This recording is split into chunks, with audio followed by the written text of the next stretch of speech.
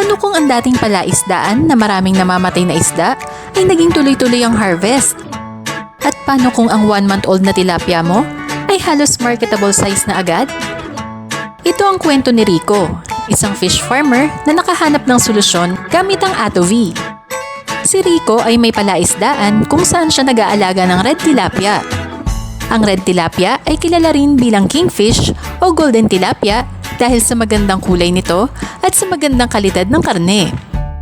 Para kay Rico, ito ang isa sa pangunahing pinagkukunan niya ng kabuhayan.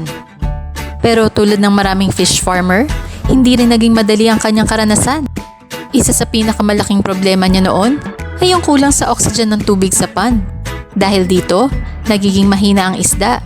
At mas masakit pa, maraming namamatay na tilapia. Hindi lang ito lugi sa puhunan, kundi sayang din sa pagod at oras. Kaya nagsimula siyang maghanap ng paraan para maisalba ang kanyang palaisdaan. Sinubukan niya ang iba't ibang paraan para mapabuti ang kondisyon ng tubig at kalusugan ng mga isda. Hanggang sa may nagkwento sa kanya tungkol sa isang produkto, ATOV. Nang madiskubre ni Rico ang tungkol sa ATOV, agad niya itong sinubukan sa kanyang fish pond. Hindi man siya agad umasa ng malaking pagbabago, pero hindi nagtagal, napansin na niya ang kakaibang epekto nito sa kanyang mga alagang tilapia. Una niyang napansin, mas naging active ang kanilang mga isda. Mas mabilis silang kumain at mas malakas ang galaw sa tubig. Ibig sabihin, mas maganda ang kondisyon ng pond at mas maayos ang kalagayan ng kanilang mga alaga. At hindi lang yon, napansin din nila na mas mabilis lumaki at bumigat ang kanilang tilapia.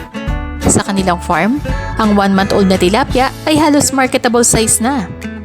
Ang 2 months old nila ay umaabot na ng halos 400 grams.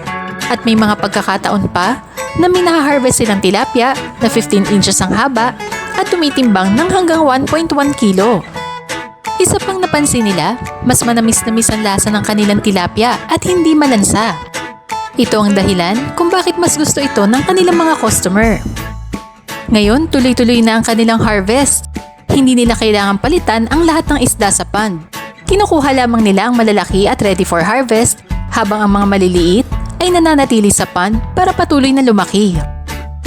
Kung ikaw ay fish farmer na nakakaranas ng mabagal na paglaki, mataas na mortality o problema sa kondisyon ng pond, baka panahon na para subukan ng ATOV.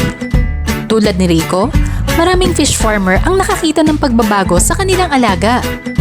Subukan ng ATOV at baka ito na rin na maging susi sa mas masaganang harvest sa inyong palaisdaan.